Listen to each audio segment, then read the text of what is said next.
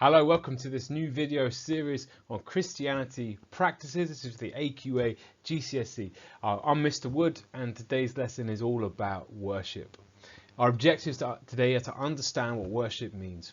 We're going to understand a different variety of different forms of worship, and by the end of this lesson, you're going to know the difference between liturgical and non-liturgical worship. Need to know, what do you need to know today? You need to know that worship is a Christian's response to God.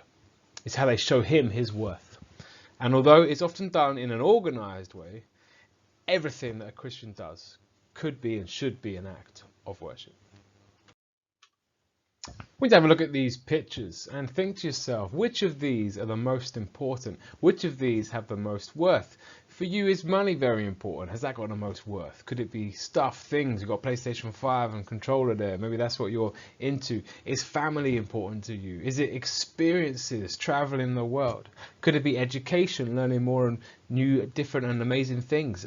Is friendships essential to a good life for you? Is that really, really important? Could it be learning a skill? Do you want to be the best at a particular skill, maybe a physical skill, or learning an instrument? Could it be your career? Is that what's really important to you? Or is it romantic love, that special person that you have maybe already met or hope to meet one day? Now, these are all things that we put worth in as human beings. For some people, it's more than others. Generally, after spending a short period of time talking to someone, you'll know what's of immense worth to them, what's most important. For you, if you're doing your GCSEs or A-levels at the moment, it might be education is incredibly important to you, or your career. And the choices that you make show how important those things are. This might seem like a bit of a step away from our topic today of worship, but actually worship comes from two words which basically break down to worthship. So when you worship something, you show by your actions that it has a huge amount of worth to you. That's what worship is, to show someone or something its worth. When it comes to Christianity, worship's all about showing God his worth. And it's the things that Christians do to show how important God is to them. Now, interestingly, when we look in the Bible, the first commandment is this one: have no gods before me. And this is really important when thinking about the idea of worship, because all these things in life can become gods. Pursuit of money or power or success or a particular relationship. And Christians are commanded with the first commandment to recognize that the thing of highest value, the thing of highest worth is God. And that they shouldn't put these other things in their life as more important or more worthy to them as God is. And he should always be their number one. So when we're thinking about worship, we start from that point of view. That for a Christian, God is of immense worth, and that they should be living their lives to show him how important he is to them. And that's what worship is. So lots of different examples of worship. There's some classic ones you could probably already think of, like praying, singing hymns, reading the Bible, etc. But actually all these things could be worship. Evangelism, going and telling people how great God is, how wonderful Jesus is and what he did on the cross for them is a type of worship. It's showing God his worth. When you give to charity, because you recognize that God has blessed you with great things and you want to share them and help someone else out, that's worship as well. Even things like respecting your parents, being a great employee and telling the truth for Christians are ways of showing how important God is to them, because they intrinsically affect how they think, how they live their life and the decisions that they make. They're all examples of worship. Now, it's good to have a varied and to understand that there's a varied different ways of worshipping God, and it's probably different for every single person. I'm very blessed to be a married man. I'm married to Mrs. Wood, who's amazing. And on her birthday, I'll buy her flowers, I'll buy her a lovely gift. But that's just one small part of the year. To be a good husband, I should be showing Mrs. Wood that she is got immense worth to me, and I should be showing her that every day, and I should be showing that in the way I speak to her. Even things like doing the dishwasher, tidying up, those sort of things are all things that show Mrs. Wood how important she is to me. And it's like that for Christians. All right, now when you do the GCSE, for example, it might push you down a path of thinking that worship for Christians is just organised worship. It's just what they do on a Sunday in church, for etc.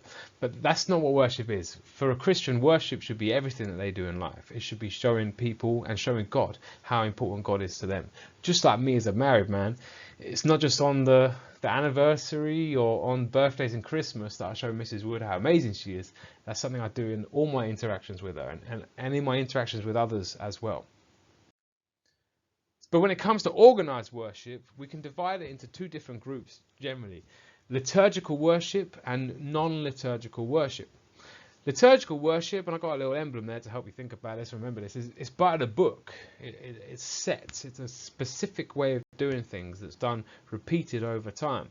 If you go to a church which has liturgical worship, a bit like maybe in a Catholic church you'd have the Catholic Mass, it's something that's the same every single time, and you know what you're getting when you get there. You've probably been trained and taught over time through experiences to take part in what's going on, and it'll be familiar each time you do it because it's the same each time. That's liturgical worship. Then there's non-liturgical worship, and rather than have a book, we've got a paper bird here to show maybe it's a bit more free. So in non-liturgical worship, it might have a set structure, but it's different each time. Prayers are different, and sermons are different, and readings are different, and the way that certain aspects and rituals of the service are done in a different way. They're not set in stone. And these are two different types of doing worship: liturgical, by the book; non-liturgical, different each time. There's pros and cons of each. If you could imagine, if you're going to church every Sunday and it's the same thing every single time, there's lots of benefits to that. You'll be quickly in the zone, if you will. You'll be ready to worship because you're used to the practices that go along each time.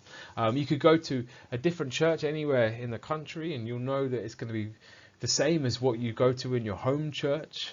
You'll feel in unity with others who are stepping up and joining you and doing the same thing each time. And there's something special about that. On the other hand, non-liturgical worship, you might say it gives the church a bit more freedom in how they express themselves to God. Christians are in a personal relationship with God, and in a personal relationship with anyone, it's important that you're free to communicate how you feel and be yourself. And so for many Christians, non-liturgical worship is more beneficial there. I mean, the downsides of each are, for some Christians, they might say liturgical worship because it's the same thing every time. It might lose a bit of meaning if you're going through the motions and not really thinking about what you're doing. You're just doing it the same each time. Whereas non-liturgical worship, if it's not set in stone, you could be worshipping the wrong way. Maybe you could be going off track and not focusing truly on God. Again, back to liturgical worship, if you were new and you turned up and everyone was doing the same thing at the same time and was, that was familiar to them, you might feel a bit of an outsider because you didn't yet know how that worship style was going to play out. You can probably think for yourself some benefits and maybe some drawbacks of each of these types of worship. An example of non-liturgical worship is informal worship. It might be charismatic worship. And in it, you turn up to church and things are very free, very liberated in how you choose to worship. It might be that there's an open mic style section of the service where people can come up and sing praises to God how they feel. It might be that there's people with their hands in the air or hands out as they're expressing themselves to God and asking to receive from Him.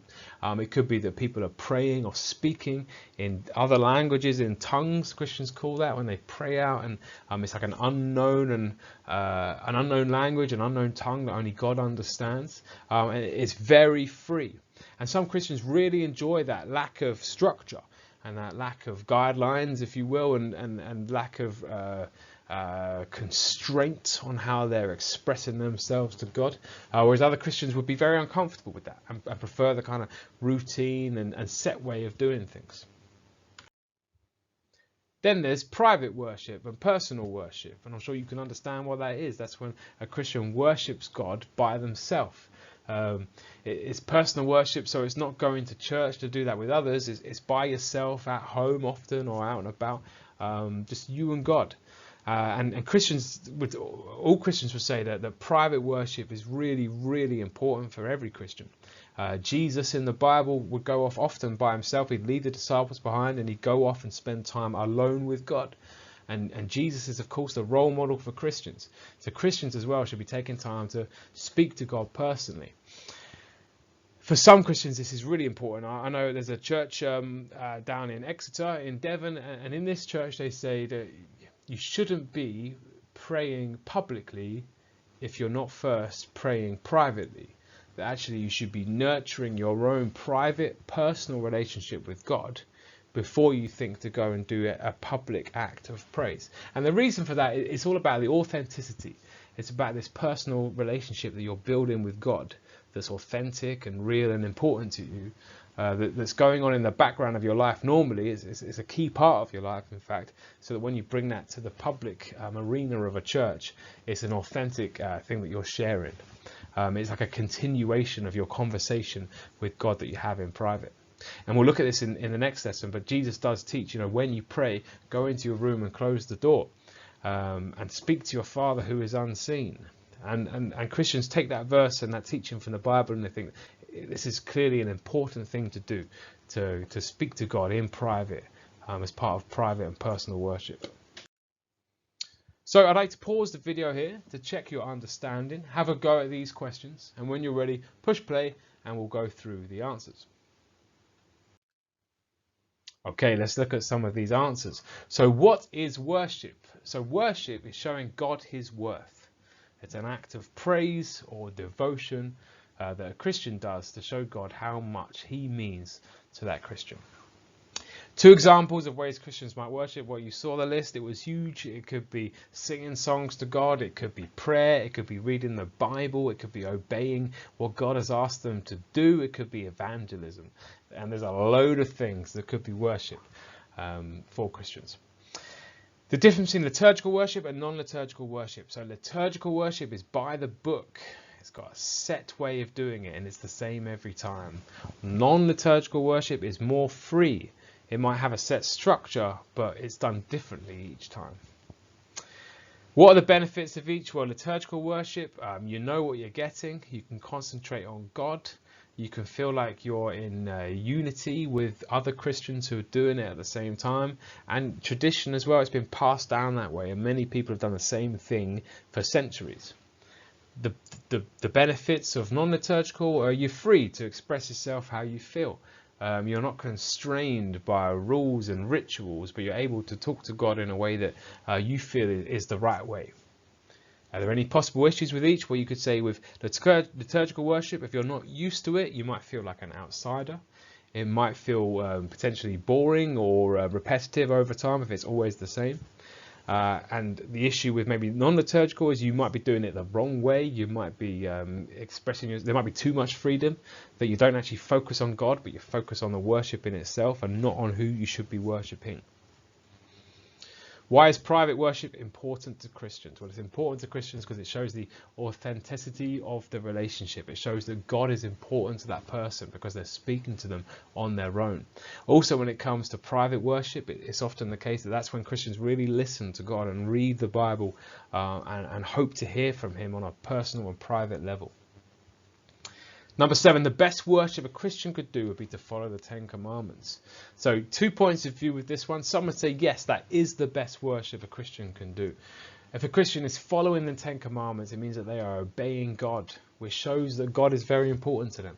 It also shows that they're reading and studying the Bible where the 10 Commandments are written, and they're trying to listen to what God has to say to them today. You might use an example of one of the 10 Commandments. For example, do not lie. So if a Christian is following that specifically, they're being a good example, they're being a good role model to others around them, they're benefiting society, that sort of thing.